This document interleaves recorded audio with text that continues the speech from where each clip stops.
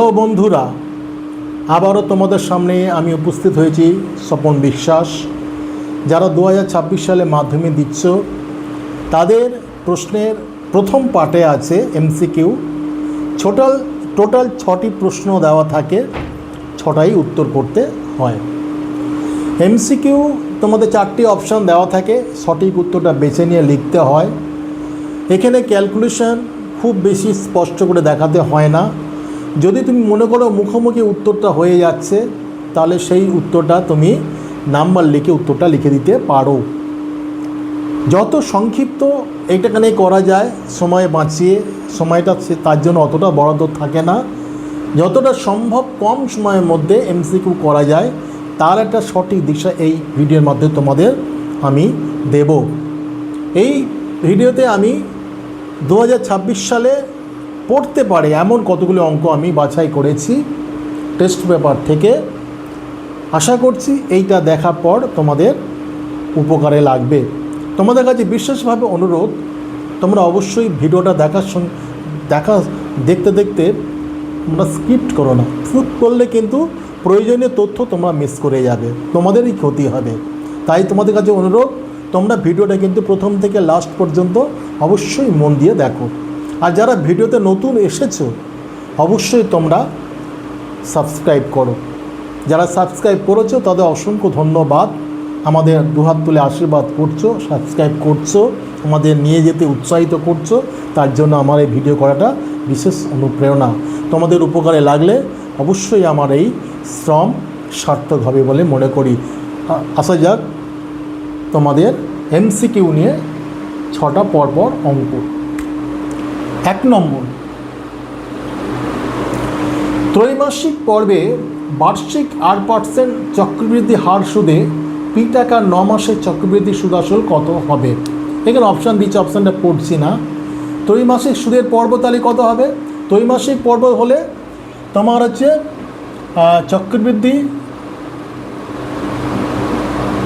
চক্রবৃদ্ধি সুদের পর্ব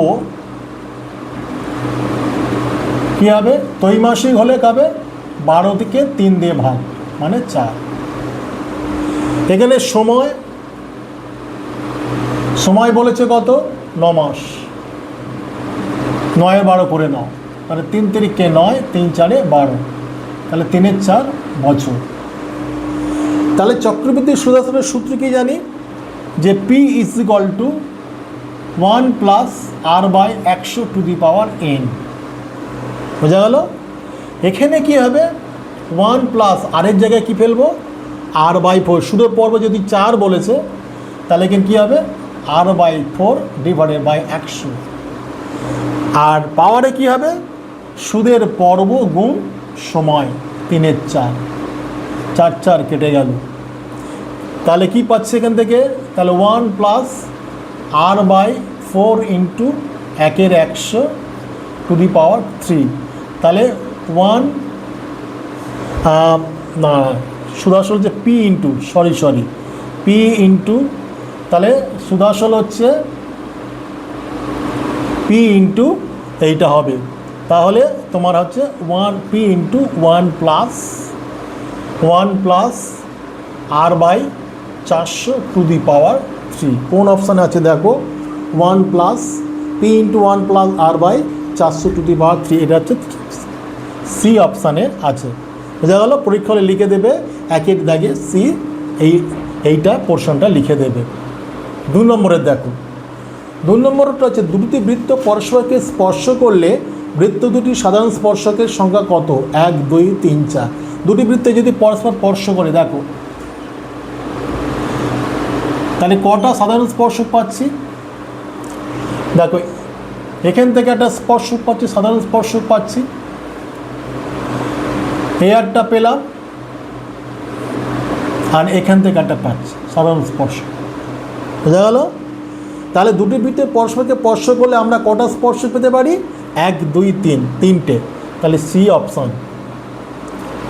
3 নম্বর হচ্ছে, দেখো একটি গোলকের সমগ্রতলের ক্ষেত্রফল এ এবং আয়তন ভি হলে এ ও ভি এর মধ্যে সম্পর্ক কী? কিন্তু অপশান দেখতে হবে কী চেয়েছে।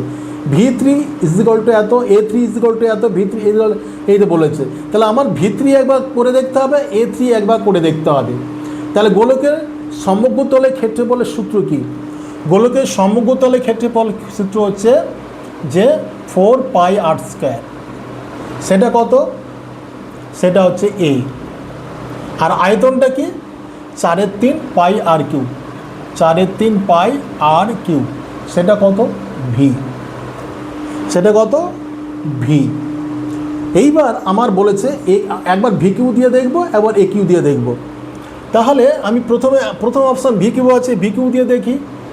তাহলে VQ সমান সমান কত হচ্ছে? তাহলে 4/3 কিউ মানে 4 কিউ কত হতো? 64/27। আর এটা হচ্ছে πQ, আর এটা হচ্ছে আর 3/3 4/3πr³, 3/3 9। বুঝতে পারছো? তাহলে এইবার এখানে স্কোয়ার, তাহলে এখানে VQ হলে স্কোয়ারটা দরকার। আমি VQ যদি বার করি, স্কোয়ারটা বার করি, তাহলে স্কোয়ার সমান সমান কত হচ্ছে? 16πr²/4। এটা হচ্ছে। এইবারে দেখো, আমি যদি এইটা প্রথম অপশানটা নিই, VQ সমান সমান, তাহলে VQ ডিভাইডেড বাই স্কোয়ার যদি করি, তাহলে আমি এই সংখ্যাটা দেখি 64/27 ইন্টু 1/16। 4/16 কোনো জায়গায় কিন্তু 4/27 নেই। তাহলে আমি এই অপশানটা, এই একিউটা আর ভিকিউ করতে পারবো না। তাহলে এই আমি পরেরটা দেখি, একিউ করে দেখি, একিউ করে কতটা হচ্ছে। দেখো, একিউ যদি আমি করি, দেখো আমি বাকিগুলো করার দরকার নেই। একিউ করলে আমার কি হবে? 4 কিউ করলে কত হচ্ছে? 64। আর এখানে V² যদি করি, তাহলে কত হচ্ছে? 16/9। তাহলে একিউ ডিভাইডেড বাই যদি V² করি, তাহলে প্রথম হচ্ছে V²। আচ্ছা, একিউ সমান সমান, আচ্ছা তাহলে একিউ সমান সমান করছি, তাহলে একিউ সমান বাই এত কত হচ্ছে? তাহলে একিউ সমান সমান হচ্ছে 16 থাকছে, এখানে কত পাচ্ছে? 16/9। তাহলে এখানে 16 ইন্টু এখানে ভিকিউ একিউ, আচ্ছা 4 কত হচ্ছে? 64। আর এখানে কত হচ্ছে? V² যদি করি 16/9, তাহলে 64/16/9 করলে 9/16, 4×9 = 36। দেখো 36 একটা জায়গা আছে, 36πr²। কোনো জায়গায় 36, দেখো একিউ সমান সমান 36 বেরোচ্ছে, কিন্তু ভিকিউ সমান সমান পাইনি। তাহলে একিউ সমান সমান 36 একটা অপশান আছে, আমি বাকিগুলো আর একদমই দেখবো না। সেই হিসাবে আমি বি অপশানে আমি দাগ মারবো। 36 পাচ্ছি, দেখো কোনোটা জায়গা পরপর 36 পাচ্ছি না, একমাত্র পাচ্ছি ভিকিউ সমান। তাহলে একিউ সমান 36 পাচ্ছি, তাহলে আমি বি অপশানে দাগ মারবো। এইভাবে তোমাদের করতে হবে।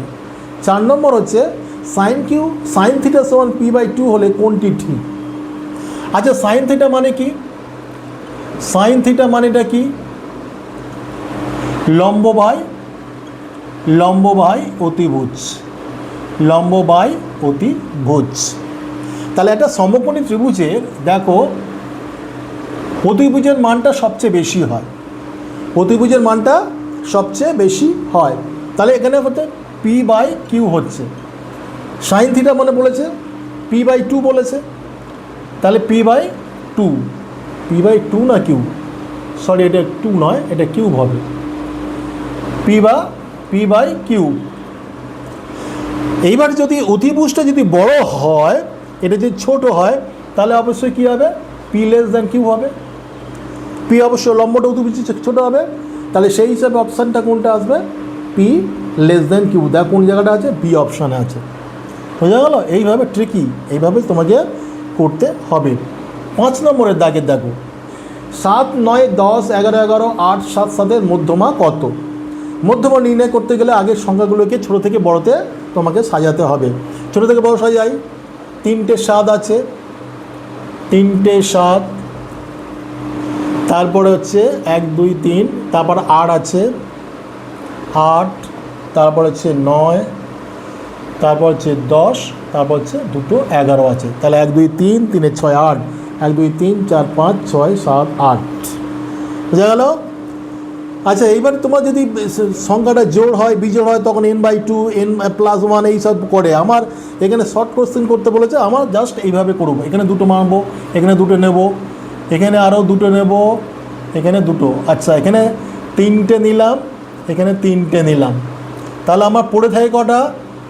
পড়ে থাকে এই দুটো পড়ে থাকে। সবসময় কী হয়, 3 3 6 8 জোড় সংখ্যা হলে অবশ্যই দুটো সংখ্যার গড় হয় মাঝখানের। তাহলে এখানে গড় কত হবে, মধ্যমা কত হবে? 8/9/2, তাহলে 17/2, তার মানে 8.5। কোন অপশানে আছে দেখো? 8.5টা তোমার হচ্ছে ডি অপশানে আছে। এইভাবে তোমাকে শর্ট কোশ্চেনের জন্য, এমসিকিউর জন্য এইভাবে তোমাকে অঙ্ক করতে হবে, কোনো বিস্তারিত জানানোর দরকার নেই। ঠিক আছে?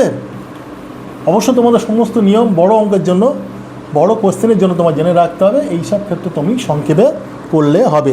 এই ভিডিওর তোমার শেষ অঙ্কটা দেখো, 6 নম্বরে। এর 2, 3 সমান বি এর 75% সমান সি এর 0.6 হলে A/B/C কত? ভেরি ইম্পর্টেন্ট অঙ্ক এটা, কিন্তু টেস্ট পেপারে পড়তে দেখা যায়, মাধ্যমিকেও দু একবার এসেছিল। দেখো, এ এর 2% মানে A গুণ 2/3 সমান বি গুণ 75/100 মানে কি তোমার মনে মনে করে নেবে, 3/4 সমান সি এর 0.6 মানে কি 6/10 মানে 3/5। বুঝা গেল? এইগুলো মুখে তোমাকে করতে হবে। আমি এর সঙ্গে একবার অনুপাত, এর সঙ্গে একটা অনুপাত করি, তাহলে A/B/C পেয়ে যাবো। তাহলে দেখো, A গুণ 2/3 সমান বি গুণ 3/4, তাহলে A/B কত পাচ্ছি? দেখো, A/B সমান 3/4 গুণ উল্টে যাবে 3/2, বুঝে গেল? তাহলে কত হচ্ছে? 9/8। এইবার বি এর সঙ্গে সি করি, তাহলে বি গুণ 3/4 সমান সি গুণ 3/5, তাহলে পাচ্ছি কত? B/C = 3/5, এটা উল্টে যাবে 4/3, কেটে গেল, তাহলে 4/5। এবার দেখো, আমরা জানি এখানে দেখো বি এর মান কত আছে? 8 আছে। এখানে বি এর কত আছে? 4 আছে। দুটোকে সমান করে নেব। তাহলে এখানে যদি আমি 2 দিয়ে গুণ করি, তাহলে এখানে বি এর মান 8 হচ্ছে, এখানে বি এর মান 8 হচ্ছে। তাহলে এটা যদি 2 দিয়ে গুণ করি, এটাও 2 দিয়ে গুণ করতে হবে। আর এখানে তো কিছু করার দরকার নেই, রয়ে গেছে। তাহলে এখানে কত পাচ্ছি? 8/10। তাহলে কি পেলাম? A/B/C, এ মান কত? 9, আর 8-এর মান, বি এর মান কত বলে? 8, আর সি এর মান হচ্ছে 10। তা 9:8:10, 9:8:10 এই অপশানে আছে। বোঝা গেল? আশা করছি এই জায়গাটা তোমাকে ভালো করে বুঝতে হবে। এর সঙ্গে এটা করতে হবে, এটার সঙ্গে এটা করতে হবে। করার পর এখানে A/B, B/C করছি, দুরকম মান আছে, এবার সমান করে নিয়ে তার অনুপাতটা তোমাকে করতে হবে। আশা করছি তোমরা বুঝে গেছো। এই এমসিকিউ তোমাদের গুরুত্বপূর্ণ পার্ট। তোমরা এইভাবে এমসিকিউগুলো করতে থাকবে। আশা করছি তোমরা বুঝে গেছো। আজ এই পর্যন্ত।